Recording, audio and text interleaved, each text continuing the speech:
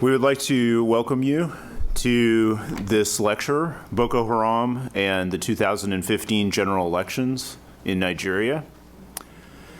I don't think that any of you need to be reminded of the importance of Nigeria, Africa's rising superpower, troubled for the last 6 years by the Boko Haram insurgency. So tonight we're very privileged to welcome Michael Nwankpa, who is a research fellow at the Baker Institute, of all things, the Boko Haram, studying Boko Haram. Thank you, Ambassador. Don't get carried away.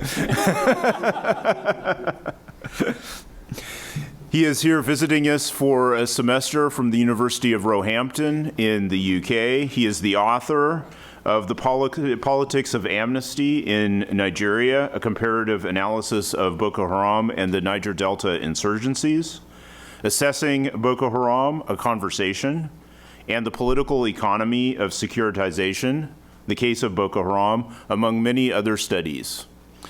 We would like to thank especially the Ambassador and the Baker Institute for Public Policy for sponsoring our event, together with the Department of Religion at Rice University, of which I myself am a part, and as well as Professor Elias Bongba. And we'd also like to thank the U.S. Bilateral African Chamber of Commerce. The U.S. Bilateral African Chamber of Commerce is a nonprofit organization that focuses upon increasing bilateral trade and investment activity between Africa and the United States. So with all this, I would like to welcome Dr. Michael Nwankpa to the podium, please.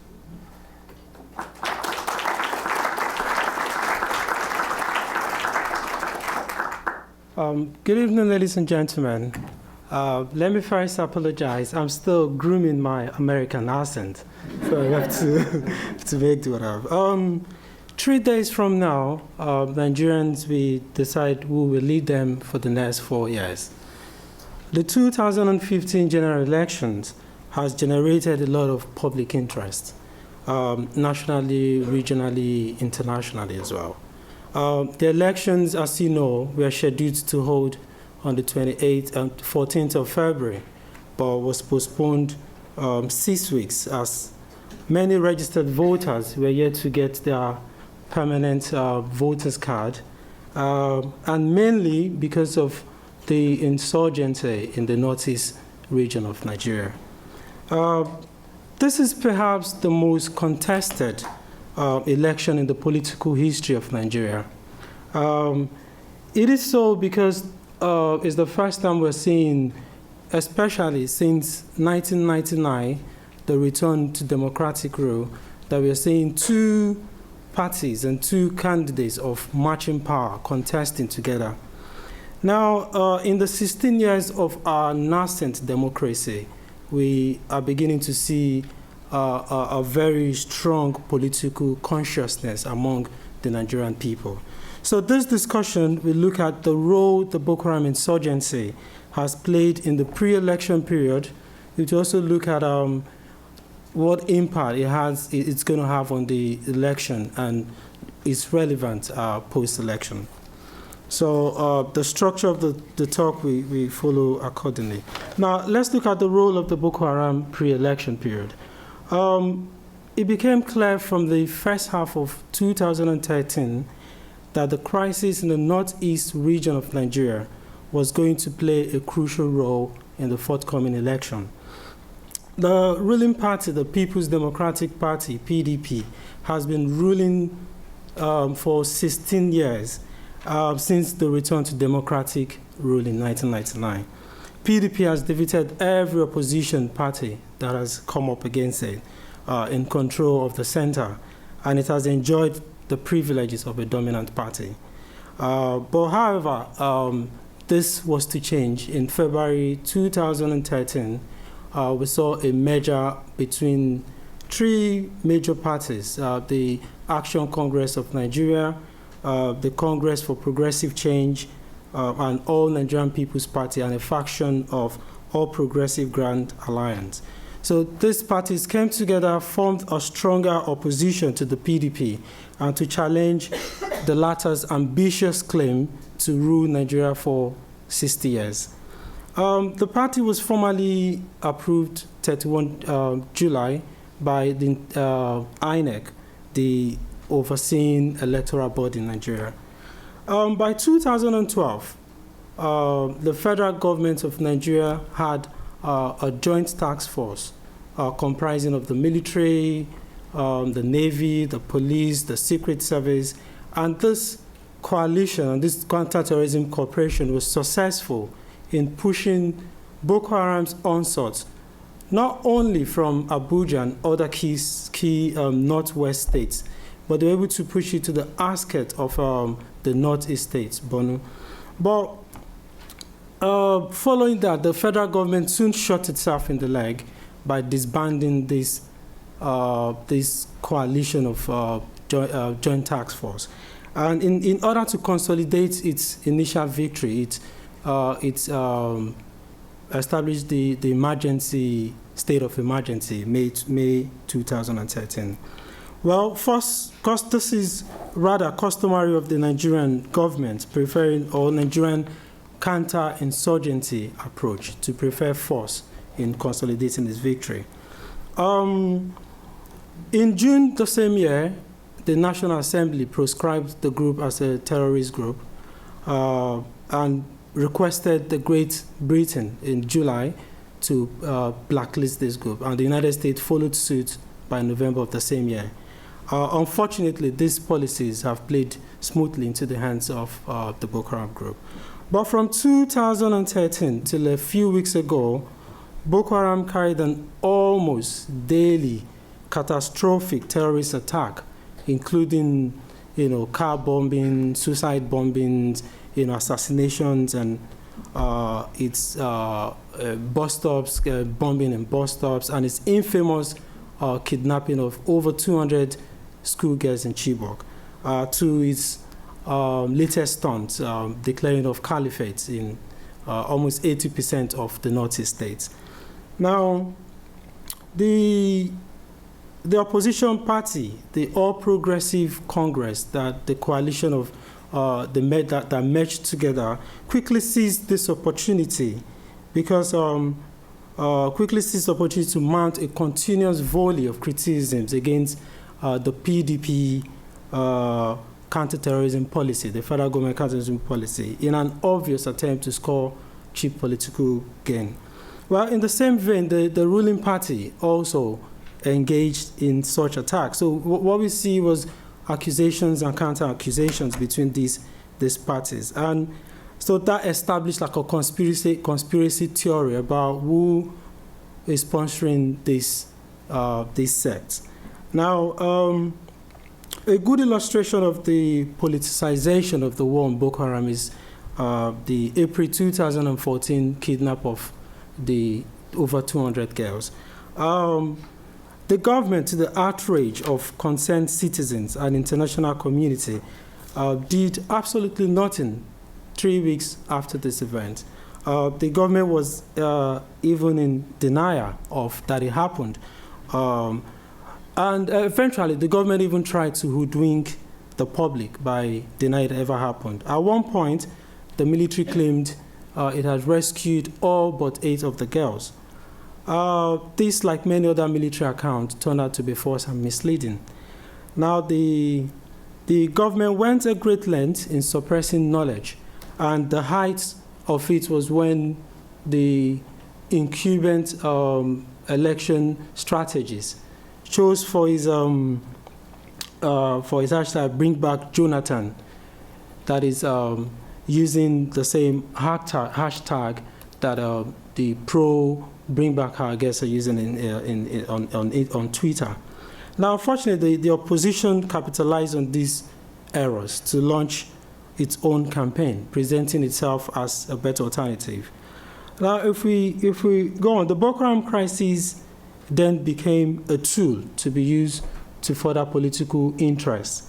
And Boko Haram's indiscriminate attack initially on Christians, churches, non-Muslims in the Northeast misled some interest group, especially the Christian Association of Nigeria, into believing that Boko Haram was a Muslim campaign against Christians in the north. And hence it began a national and international pressure to prescribe, for the government to prescribe this terrorist group.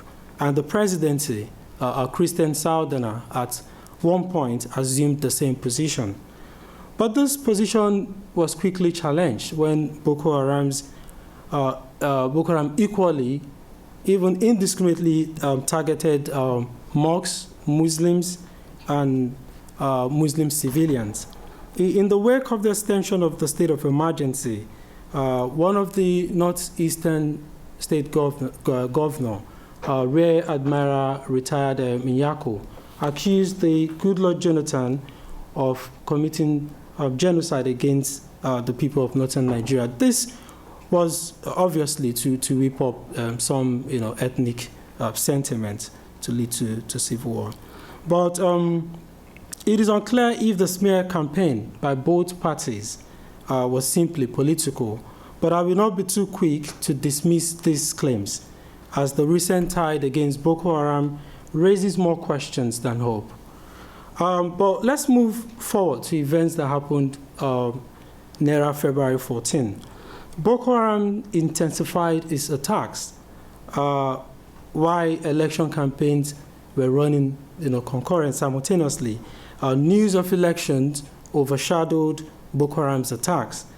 Interestingly, the first Boko Haram assault on the Maiduguri metropolis happened one day after the president had visited the capital of Borno for his election. By December 2014, it was very clear that defeating Boko Haram would be integral to winning the election.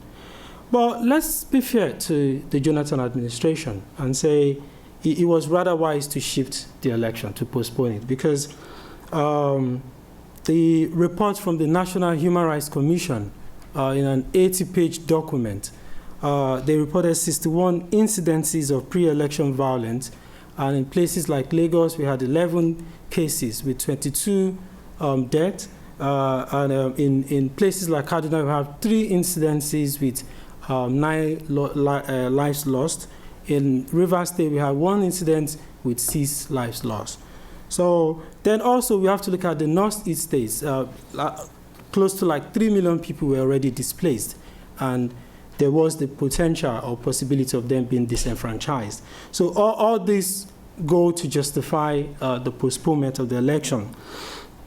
Then if we look at it again, besides the Boko Haram issue, the issue with the permanent voters card was also a very strong point. In the Northwest, for instance, out of the 19 million registered voters, we had 13 million voters, only 13 million had their permanent voters card, while 6 million faced the risks of being disenfranchised. Then this was not peculiar to the Northeast. In places like the Southeast, almost half of the registered voters didn't have their PVCs. But let's move on to what impacts this crisis we have on the election. I would like to play this video to show how Boko Haram has.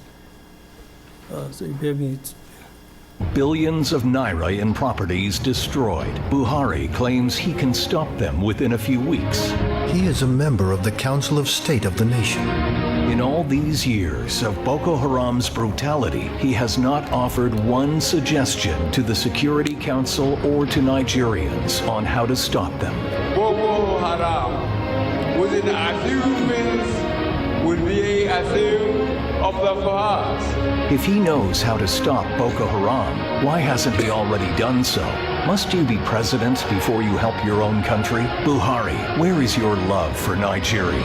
If we can't trust you to put Nigeria first, how can we trust you with Nigeria? Boko Haram is already on the run. Vote Goodluck Ebele Jonathan for the love of Nigeria. A message from Truth Never Dies.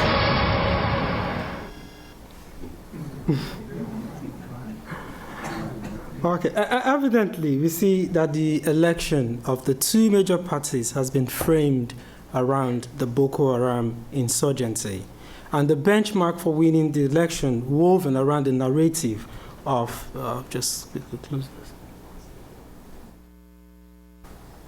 and the benchmark of winning the election woven around the narrative of which party is more capable of defeating the sect. While political analysts and election pundits could have predicted a clear win for Buhari 6 weeks ago, it is not so clear to make now.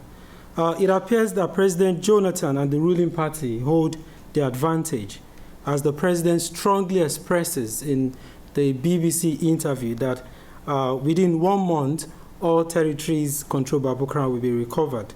Now, the Nigerian military has now reclaimed all the major towns, such as Bama and Baga. This victory, as we know, is not without the help of the African Union-backed multinational joint task force, comprising of the armies of Niger, Cameroon, and Nigeria, and Chad. Now, the incumbent appears to have taken the challenge of the opposition party, as we see, Jonathan seems to have made a point that what Buhari can do within a week, or what he said he can do within a week, or within months, he has done it within a couple of weeks. But we must admit that whatever questions and suspicions raised by this recent victory against Boko Haram, it is victory nonetheless, and it's a game changer. But to what extent will it influence voters' choice? I personally do not think it will make a very great impact on voters' decision. 6 weeks of victory against Boko Haram does not quickly erase 6 years of failure. Now, this failure is now perceived in the light of the victory itself, that is something that was avoidable. So paradoxically, the government is implicated in its own victory. This seems like a tactic that is aimed towards guaranteeing election victory than an honest effort at defeating the Boko Haram set. But again, we have to look at this invalidates the claim that Jonathan administration elongation of the state of emergency. It's a ruse to disenfranchise the people of the Northeast region. INEC now expresses confidence that election will be held in these places. We may therefore conclude that Boko Haram, true to its Salafist nature, or that some other people with sinister intentions may very well be working earnestly to delegitimize the un-Islamic state government of Jonathan. If we believe the latter, we might conclude then that some instruments in favor of the opposition party may be responsible for thwarting government past efforts at containing Boko Haram's threat, hence presenting the opposition party as a better alternative. Well, if we look at APC's, which is the opposition party's vehement opposition to the postponement of the election, we may say why it's justifiable for them to be angry. If we look at it in the light of the PVC, the unpreparedness of INEC, and also looking at the recent victories against Boko Haram, we may want to question such position. Now, the PDP-controlled government has been able to in 6 weeks, record a victory against Boko Haram. Well, it's open to interpretation if that is really a victory or not. But the Jonathan administration has some questions to answer. It raises questions because we then must ask, why has the Nigerian government refused help? And why did it choose to accept help now? So to the electorate, it's a question of integrity when it comes to the Jonathan administration. The issue of pervasive corruption and weakness in the face of an almost unchallenged Boko Haram 6-year onslaught makes his second term ambition very unlikely. But while the Buhari presidency seems to be gaining traction, even among hitherto anti-Buharis, Buhari's past record as a military dictator and position on Sharia continues to trail his campaign doggedly. On a broad plane, it appears that Buhari and Boko Haram agree on a common end, that is the establishment of Sharia. Buhari's controversial position on Sharia has not been helpful either in dispelling this fear. In 2001, Buhari made certain statements. I will just read. He said, I will continue to show openly and inside me the total commitment to the Sharia movement that is sweeping all over Nigeria. But however, 14 years down the line, Buhari declares himself a converted Democrat and declares the constitution superior to the Sharia, which he supported in 2001. Now, because of this, many people from the south and Christians in the north believe that Buhari and Boko Haram may be in form of an alliance, or that Boko Haram will support Buhari's presidency. And Christian population, predominantly in the south and in the north, in addition to this, believe also that it is also their own turn to share power, that as the North has ruled Nigeria for a greater number of time. Yet, these ethno-religious considerations assume a whole different dynamics within the context of Boko Haram. Why in 2001, Buhari won election in 12 northern states, and Jonathan won all the southern states, including the Middle Belt states. Such landslide victory will be far-fetched if in this 2015 election. In spite of what we describe as a political, as we now see, it's more like a political rather than a religious loyalty to Sharia. Buhari, as a Muslim northerner, is most likely to get the votes in the northern states. But again, if we look at the endorsement by the Arawa Initiative for Peaceful Coexistence in southern Nigeria, and some support from some northern political elites for Jonathan, it's also we have to be very cautious about declaring, that Buhari is going to win most of the votes in the northern state. Now, Jonathan may very well also lose crucial votes of non-Muslims in the Middle Belt states, and like Kaduna, where we've seen major defection from PDP to APC. Well, in the Southwest, in 2011 election, Buhari teamed up with a Southwest vice president. But in 2011, Buhari was running on the CPC platform, but Buhari is now running on a very bigger platform. And it's very possible that Buhari is going to, and Jonathan are going to contest for the Southwest votes. And Buhari might gain much of the votes in the Southwest. Well, however, in my opinion, I believe that Boko Haram will be better off scuttling Buhari's presidential hope, and will indirectly support a Goodluck Jonathan's win. I shall explain later why this may be so. But in the meantime, the threat of a potential Boko Haram attack and actual coordinated attacks a few days to the election are enough to discourage voters from coming out to vote. Ultimately, the northern states, particularly the northeast states, will be the most affected. And as Buhari expects most of his votes from the north, we can only imagine how this will impact on the outcome of the election. So I'll quickly go to the last parts of the post-election period. So I'll look at a Buhari win scenario. The idea that a win for Buhari means a defeat for Boko Haram, or on the downside, a victory for Sharia, it's one that is, I think, overstated. However, we must understand that while it appears that Boko Haram and the northern Nigerian ruling class share a common ground in terms of the northern elite support and adoption of Sharia penal code at the wake of the Fourth Republic, and Boko Haram's goal of establishing a Sharia state, this partnership to me is more for political convenience than a true religious alliance.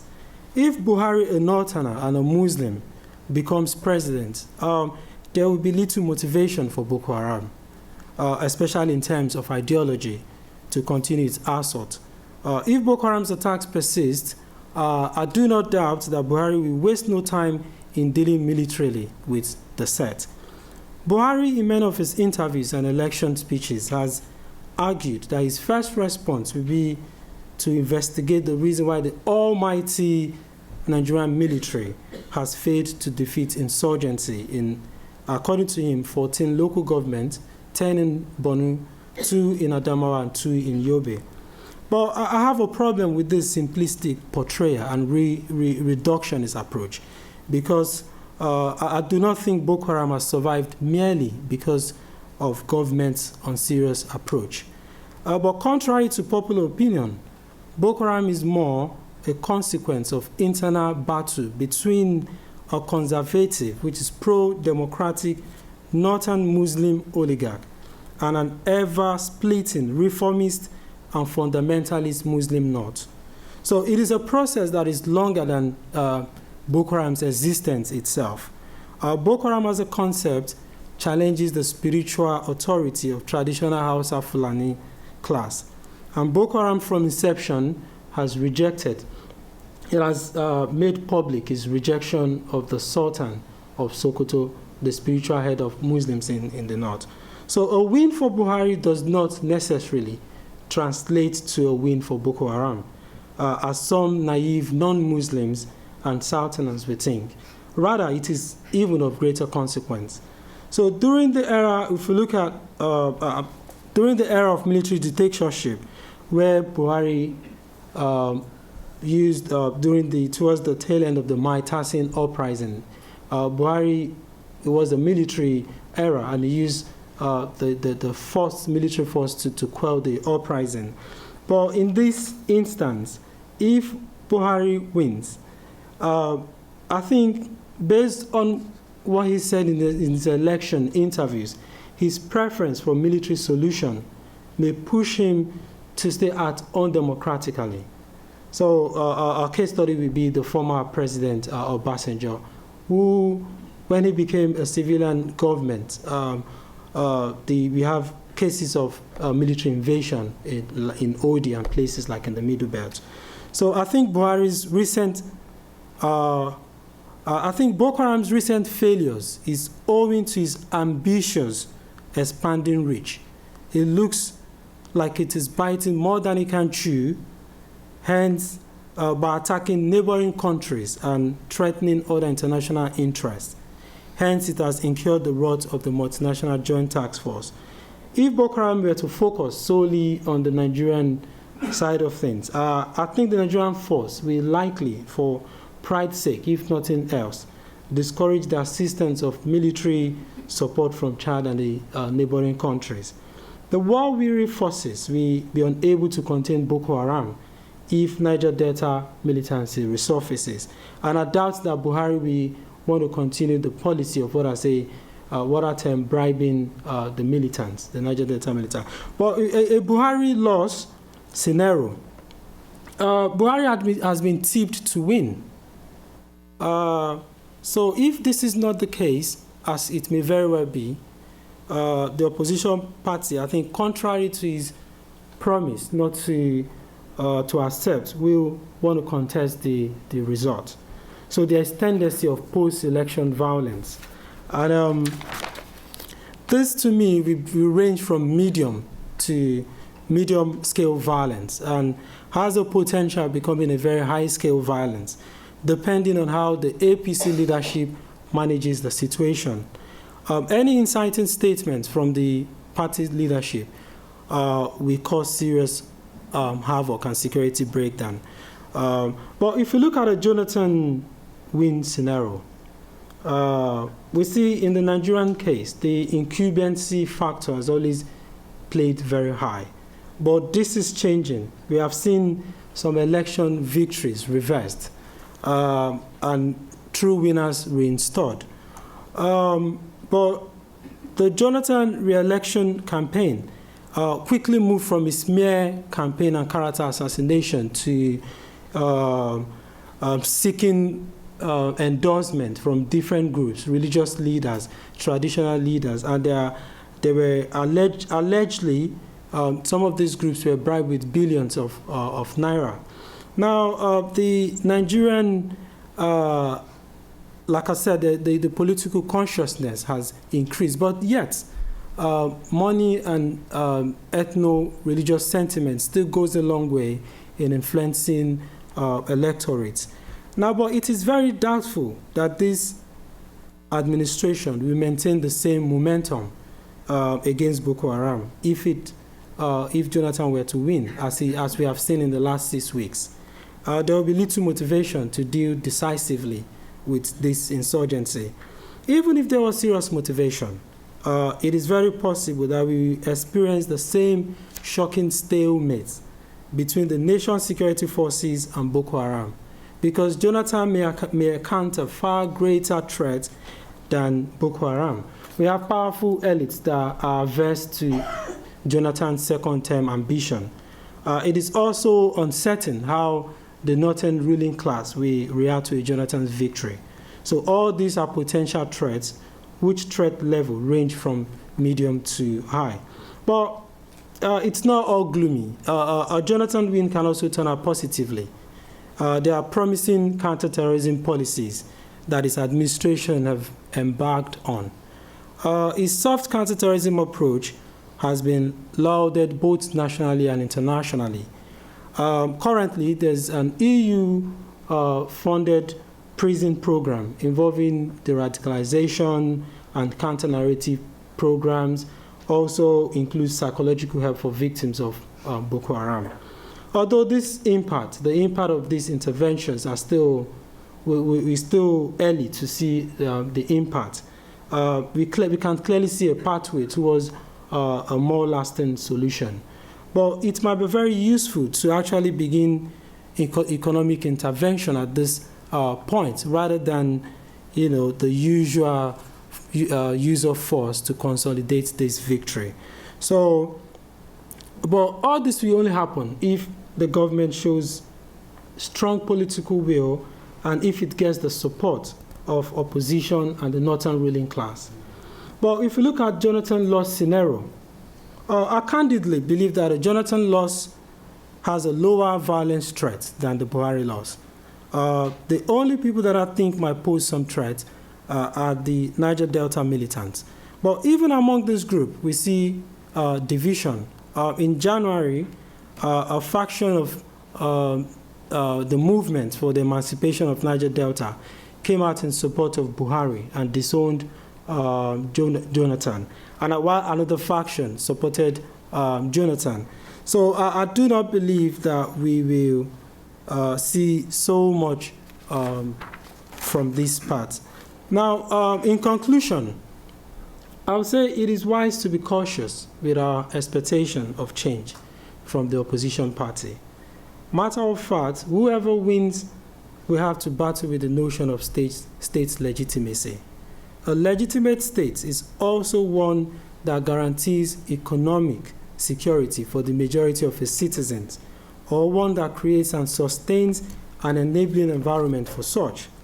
The opposition party has promised to fight corruption and strengthen our institutions against corruption. This is very vital, as corruption has done a great deal in delegitimizing the state and creating expanding inequalities. But as Nigeria is a rentier state, it is fraught with structural challenges that makes it difficult to bridge this gap between the government and the people.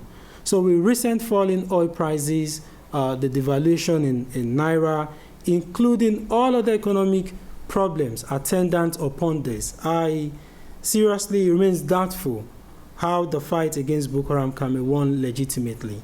So the use of extreme coercion only stands the chance of sustaining the crisis, because the government will be forced to use the bulk of its budget and resources towards security, rather than the much more viable and rewarding economic diversification and growth. Again, the economic strain has the chance of awakening and eliciting conflicts in regions and places with certain ethno-religious tensions, as there will be battle for scarce resources. I've already mentioned the Niger Delta area is also a very precarious situation in that area. In my opinion, the amnesty program is not half as successful as many has claimed, and the amnesty program failed to address root causes of the insurgency. It only bribed war militias, who in return protect the oil. But if and when this transactional relationship ends, and assuming Buhari wins, what then will be the fate of this region and its forced militia elites? Some given education with little hope of gaining employment. We might have two insurgency to battle with then, and the capacity of the military to contain both can only be imagined. And this same also remains if Jonathan also wins. Thank you very much, guys.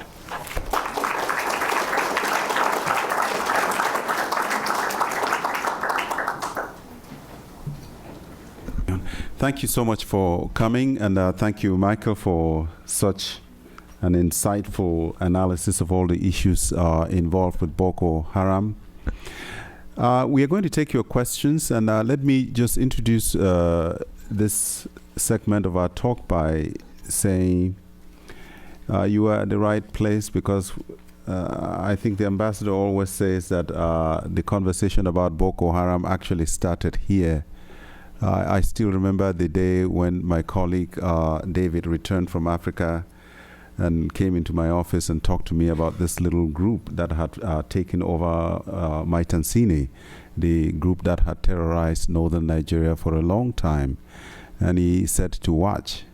And later on, when he submitted a report to the ambassador, I was privileged to read it. And I think everything he claimed in that paper has proven true, and the result many years has been a loss of life at a magnitude that I don't think even David himself would have foreseen when he first wrote that paper. So without taking much of your time, we will welcome your questions. Both of them are experts, and they will be able to address this. And if you have something to say, speak loudly. If you have a comment to make, feel free to do so in the spirit of dialogue. Yes, Mr. Ambassador. I'd like to ask the question, and you don't have to respond at any length, but fundamentally, aren't we witnessing in Nigeria a real threat of state failure? Nigeria has had one of the most important military establishments in Africa. It's obviously one of the most important countries in Africa in the world. And yet, the inability of the state to control an insurgency like this is really symptomatic of state failure. And I think you very well, in your presentation, talked about systemic corruption in the regime. And I think that is a corrosive element, that with all the money that has gone into the security forces, that when the crisis erupted, the security forces could not protect the homeland. So I agree with you that the real response is being able to provide what the people want is peace, security, and jobs. But I think with a group like Boko Haram, and I'll defer to David on this, are they not very similar to Al-Qaeda and ISIS, in that everyone other than themselves is impious, and that even a Muslim Nigerian leader would be impious in their eyes and not worthy of ruling, even if they adopted some form of Sharia?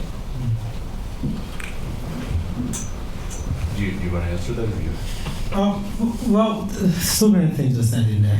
No, you don't have to be. I don't want a lengthy response. I just want just very. I'll quickly say this. My opinion of what goes on, like I've argued somewhere in another paper, there is a strong political economy of conflicts in Nigeria. So it's to the benefit of some people that there is conflict, that it goes on.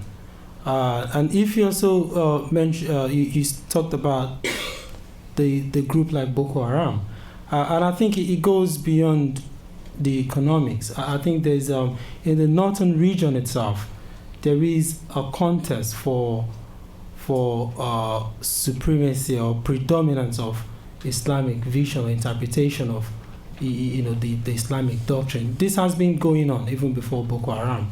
So I think all these factors, it's a complex web of economics and also a contest between conservative, traditional Islam or traditional, those that I like to call the Sokoto Caliphate, the traditional oligarch, and these other groups that are reforming and modernizing starting from the 1970s. So I think it's all a mix. So it's not just the economics as well. David, what's your Yeah, just briefly, I would have said that about 2 years ago that there would have been a very real chance of civil war developing from this because of the exclusive attacks of Boko Haram upon the Christian population. But as Boko Haram has moved away from those and has increased its attacks upon Muslims, I would say actually in some ways there has been a unifying factor that has developed inside the Nigerian population, that really Boko Haram is outside of everything and kind of unites the nation. But having said that, definitely the whole insurgency does reveal some fundamental problems with how Nigeria deals with issues like this that are not going to be necessarily resolved by merely a victory, in my opinion. Thank you. Let's take some questions. Yes, sir. Can you just explain a little bit about the history of the group? How did it develop? What is their ideology? Obviously, you're talking about wanting to implement the Sharia law, but if they're attacking Muslims, how's that working now? So we want to understand the background of this group. Okay. David.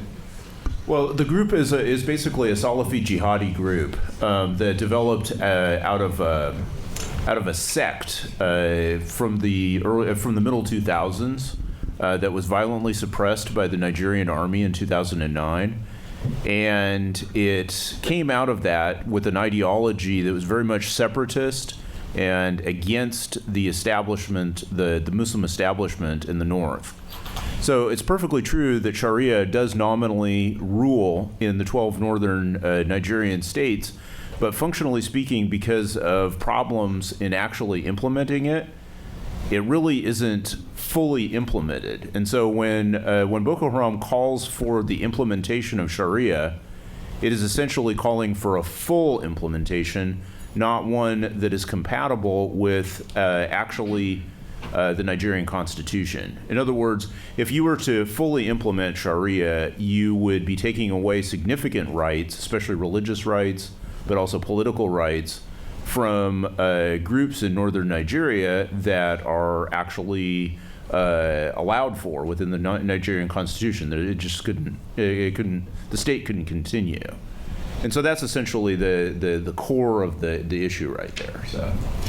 Maybe before we take more questions, can both of you just very briefly explain, Salafist and Arewa? You mentioned the group that has recently come out. That is a different, but I was going to add to why there might be why Boko Haram is attacking the Muslim. Like I said before, I think Boko Haram is primarily an internal fighting. The attack on Christians were just was not primary to Boko Haram's initial plan. So there is, like I said, a battle for supremacy of, because if I look at it in the 1999, introduction of Sharia law in 1999, because that is the basis where Boko Haram came out from. Boko Haram had, the Boko Haram founders had this notion that the political elites, the northern elites, were together with them in forging a full Sharia law, like David said. But this was not to happen. So they were, disappointed with that, and they turned to this Muslim elite So the attack on Christians was just to create maybe a civil war or thereabout, but it's mainly an internal thing between the Muslims. And it's been ongoing. It's just been repressed by the military government. It's a longer process. What is the percentage of Christians in Venezuela? I wish I knew. I very much wish I knew.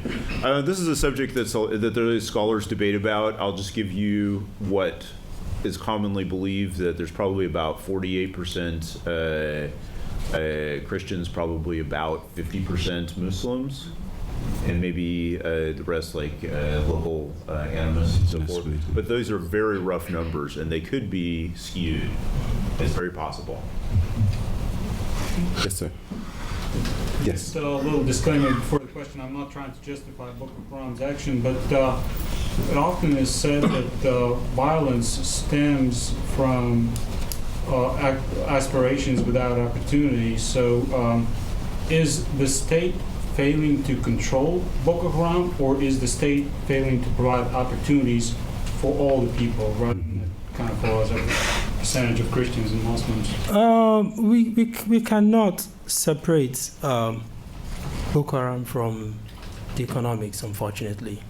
In the 1970s, during the oil boom, the state, with revenue from the oil boom, were able to, start a grand-scale industrialization. But with the falling oil prices, this didn't carry on, and the oil boom also brought things like corruption, and it helped to widen the gap between the people and the state. So that itself is very important to what is going on. So yes, the state is failing to provide an enabling environment. For that is why I concluded that with this initial victory, the only way to consolidate it is to create that opportunity rather than to enforce.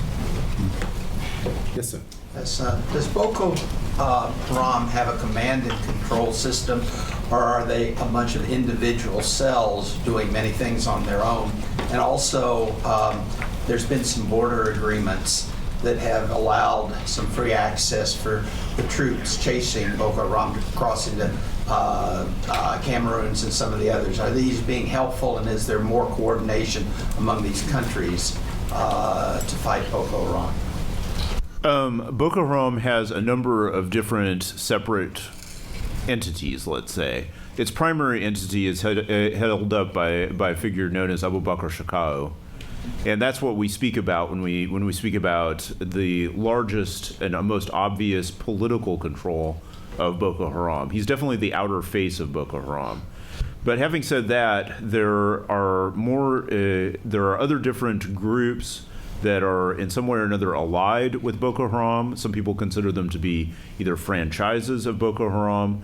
There are several different other prominent leaders that have carried out operations not in the Northeast, but are more focused on other different regions of Nigeria, and they appear to be under loose control of Shekau. But having said that, intelligence about him is fairly minimal, and there are those that even doubt that he's a singular person. What about the cross-country, cross borders? Are they being? Is that being effective? Or? I think that there was a multinational joint task force before this one. It's been there for a number of years, but it wasn't until 2012 that it had the mandate of focusing on Boko Haram. But I think one of the problem with the multinational joint task force is lack of cooperation and mistrust. So I think we don't see much coordination between what we see is each of those armies controlling Boko Haram in their own region or border region. And even when, let's say, for example, the armies of Chad come into Nigeria, it's more like a bilateral agreement rather than the multinational joint framework. So I think the multinational joint task force is a good one that could actually tame Boko Haram. But with this level of mistrust between the Nigerian government and Nigerian military and this military, it really affects the successful implementation of this. Yes, sir. Yes. I wonder if Dr. could comment on how Boko Haram has transitioned. My understanding is that there have been two Boko Harams.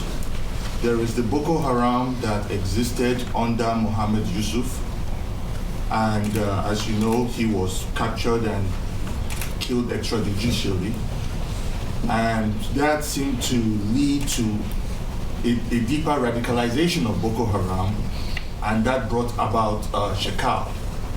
So I wonder if you could speak first to how Boko Haram transitioned into what it is now. Perhaps it has gone from what was a controllable element to what it is now. And Mr. Nwankpa, kindly correct me if I am misquoting you, but during your presentation, you seem to draw a parallel between General Buhari and Boko Haram on the question of Sharia law, saying that they both agree that Sharia law should be, to which I take issue. Reason being that as recently as February 15th this year, General Buhari said that his comments on Sharia law is restricted only to customary law as practiced in the North. And customary law cannot be forced on the country nationwide. It's simply a question of how these communities practice laws with respect to marriage, divorce, and inheritance. So it's not the Sharia law that Boko Haram, as currently constituted, want to implement. He is not for a caliphate. In fact, his vice presidential running mate is a Christian pastor. So I would like to give you the opportunity to clarify those comments. If you heard me well, I said it may appear, it may seem that Buhari and the Boko Haram have a broad agenda of establishing Sharia. Now, but I also said that was for political convenience. They do not have a religious alliance. So the northern elites, like I said, if you had listened to me, are pro-democratic, pro-democracy, and Boko Haram is not. Boko Haram Salafi's ideology does not support democracy or at all. But what I've said to you is it becomes convenient for the political elite, the northern elite, that Buhari belongs to, the Hausa Fulani oligarch, to use this when it's convenient for them, as he used it in 2001. But even in his Chatham presentation recently, in Chatham House, Buhari was asked his position on Sharia. He evaded that. But when it was brought to his attention, he said Sharia is subjugated to the Nigerian constitution. But he also said that Sharia is left for those people or communities that accept it. So that, to me, still leaves a leeway for whoever wants to do it. So the only time we can have a clear is at the constitution. There should be a clear statement where the place of religion but I never said, to the contrary, I'm saying Buhari and Boko Haram do not agree on this. It's just a marriage of political convenience. Okay, to answer your initial question, but I'll just have to be brief about it. Sure. The fact is what you said is true. The Boko Haram prior to July of 2009 was basically a quietist Salafi group.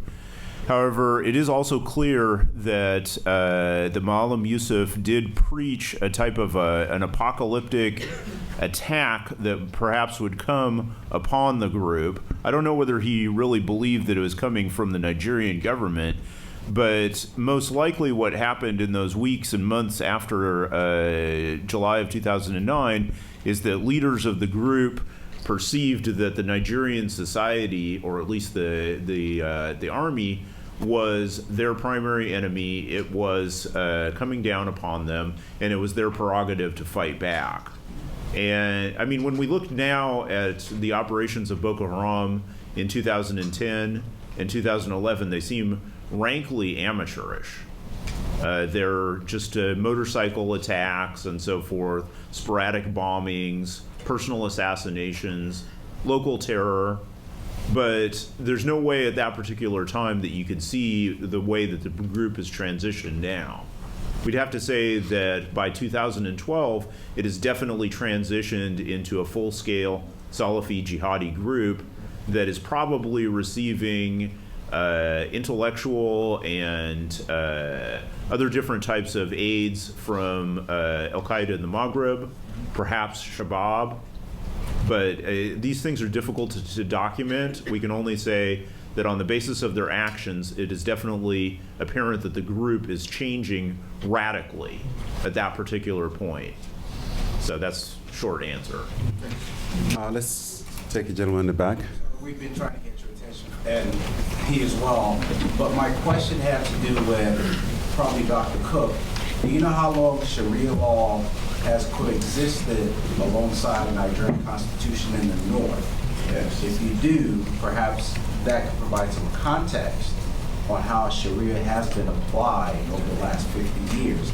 The next follow-up question to that would be, do you know how long Muslims and Christians have been clashing in the North? Well, Sharia law has been applied since the period of 2001 to 2003. It was a series of acceptances by various different states, the 12 northern states, during that period.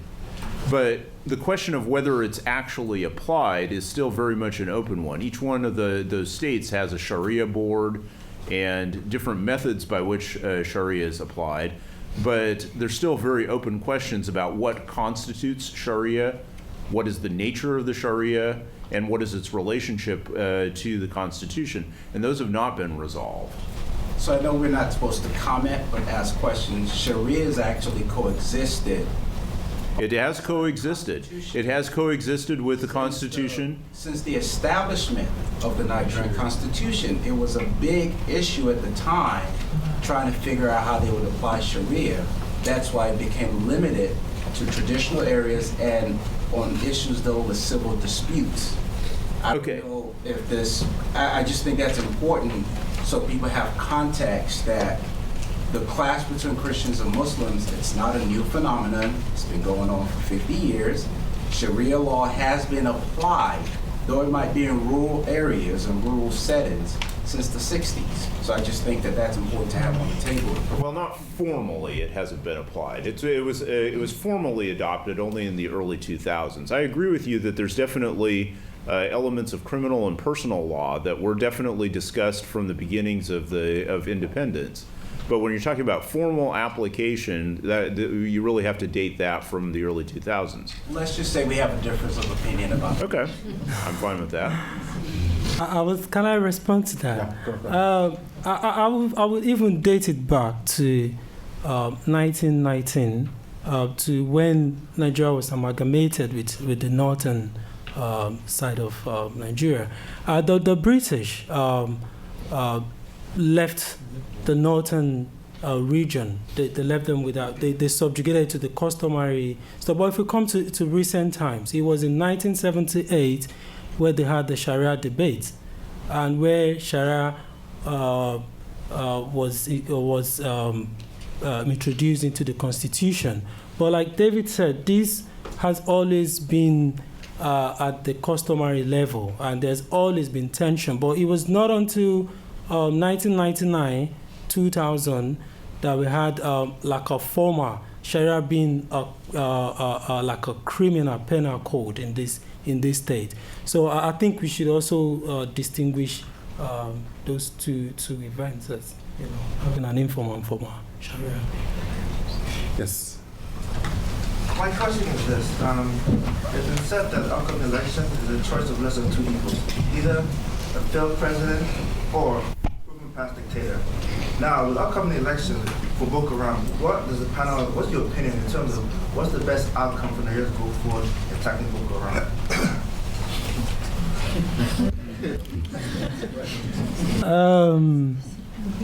When you say Nigeria, are you talking if Buhari wins or if Jonathan wins? Exactly. Basically, the best way forward is a combination of different things. And one of it has to be a development approach. And that, when I say development approach, it doesn't necessarily mean economics. It's deeper than that. Because if we look at the fight against Boko Haram, we see local civil groups have, scored, some victory or been very instrumental to the fight against it. So in moving forward, I think the local people have to be involved. There needs to be a bridge between the government and the people. There needs to be trust, because if Boko Haram has been able to survive thus far because of lack of trust in the government area. So the government needs to do a lot to bridge this gap by providing the right environment and by also integrating the people. Then there's also to be education. The level of literacy in this region is very, very poor. So the Jonathan's school system is one way forward. One of his policies that I think we can improve upon. Then, in terms of radicalization and de-radicalization, I agree with those things. But I think it goes, if you do other stuff, like the Niger Delta, where you give people education, send them abroad and they come back home and the opportunities are not there. Then the expectations are high. There are no jobs, so there's tendency of taking to arms and going back. So it's all of this together, tackling all of this, and yeah. Yes, ma'am. Is there any reason to believe or any indication that Boko Haram might be interested in expanding kind of toward the Niger Delta, and if there is some sort of interest there, would they be able to? And if so, or are they being encouraged perhaps by any of these other groups with whom they're maybe sympathetically aligned to do so? I do not see a possible alliance between the Niger Delta militants and the Boko Haram. But Boko Haram has been trying in the past to increase its economic incentive. It's tried in the past to attack the economic, the oil base of Nigeria. So I don't see how this will be possible. I don't think there's going to be that form of, because if that would have been possible, if the Southwest Muslims share the same level of with the Northern Muslims, but I don't sincerely think, I don't see this alliance happening. Yes, ma'am. Just continuing on with your answer to her with regards to a possible alliance between the Southwest Muslims and the Northern Muslims. I feel that they're philosophically, they don't share the same ideals, because Boko Haram and it's alien to the Nigerian cosmology, regardless what ethnic group you're from. The sense of apathy is definitely everywhere in the country, but the desire to kill oneself in the name of one's belief, until recently, that has been foreign to Nigerians. So it leads me to believe that this is definitely something that's coming out from outside of the country, and it's not something that's philosophically aligned with both northern Muslims, southern Muslims, as well as Christians and African traditional religion. So that's why it has been concentrated. I think maybe you can expand on that, because as a people, there are people that want to do better, regardless what the shortfalls of the government is. They still strive. So this sense of apathy to the point where we want to kill ourselves and others, that's foreign to our country. Yeah, I tend to agree with you, actually. I mean, I think that there is a very obvious division between the type of Islam that is rooted in the north and associated with the House of Fulani, and the type of Islam that you can find in the southwest. Yes. Thinking about the election, and admittedly that Boko Haram is strongly sectarian, could it be that the alignments are more smaller groups, tribal, Fulani, non-Fulani, Hausa, non-Hausa, and that the electoral results will follow less sectarian lines than other traditional orientations? And you mentioned the low voter registration, I believe, and that certainly makes any election results uncomfortable for a lot of people, I imagine. Well, I still believe that people will still want to vote alongside, ethnic and religious, orientations. Although there are few, there are a growing number of people that have gone beyond this to look at the actual real issues.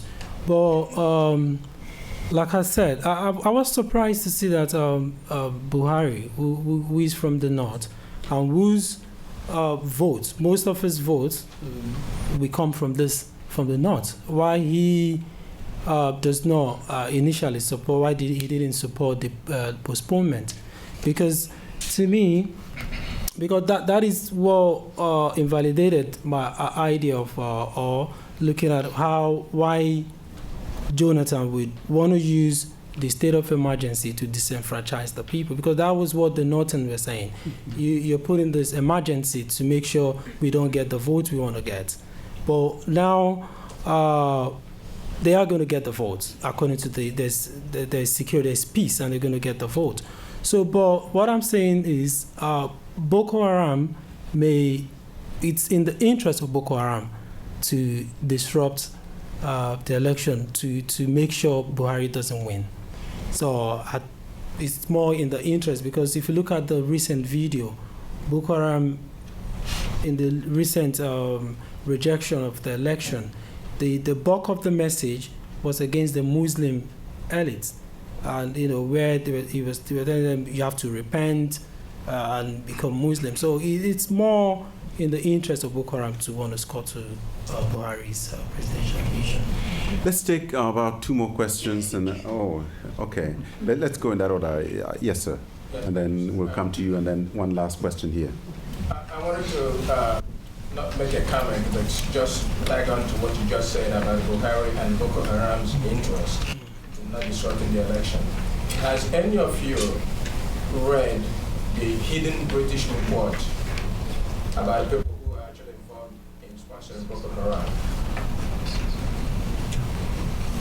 Can you speak a little bit more to that?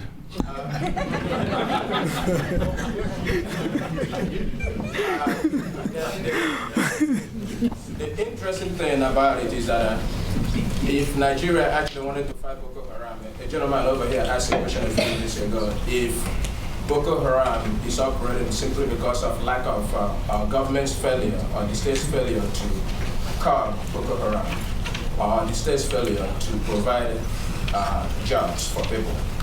Boko Haram's interest was never about jobs, or wasn't about accessibility.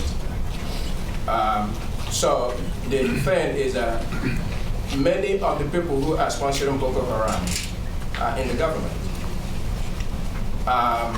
And Boko Haram sponsorship is not only limited to the Northerners, because there are a whole bunch of Southerners who are sponsoring Boko Haram who didn't want Jonathan Goodluck, the president, to be the president. So the report, the British report that I'm referring to, has a whole bunch of lists of people who are sponsoring Boko Haram, and they are afraid, according to their report, that if they release that report, a whole bunch of things are going to happen to Nigeria. So because of that, they don't want to do this. So I wanted to know if you guys are privy to that report. Just quick question before they comment. You mean reports published in Britain, or when you say the British report, do you mean the British government? The British government. Oh, okay. I thought you said this report is not. Is it published? Like. I said it hidden. Oh, then it's not published. Well, there are so many conspiracy theories. There are so many, theories about who might be sponsoring Boko Haram. But if you listen to me well, I said to you that it's not simply because of government's unwillingness to do this that has sustained Boko Haram this far.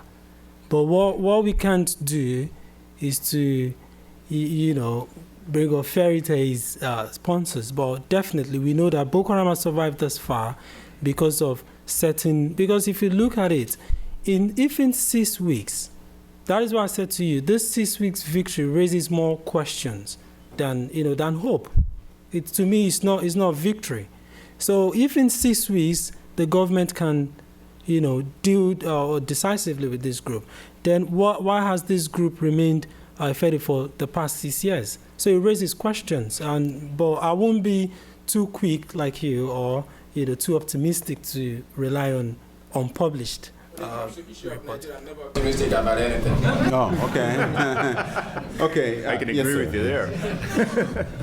Not to be pessimistic, but is there a reason for optimism in terms that what does a sustainable solution look like? Because the 6 week period we've talked about, they've made some progress, but the question, why didn't it happen before? And, given the way things have gone, we've seen Boko Haram acting beyond the borders of Nigeria, in Cameroon, in Niger. Could we see it spreading before it gets worse? Are there analogs in other parts of the world where we've seen a group like this being dealt with decisively for a long period of time? Well, I've seen videos, and what I see in those videos are young men, young boys that have been rounded off, and saw one of the child. And if you look at how Boko Haram get its members, and by forced conscription, I doubt. That is why I question this victory.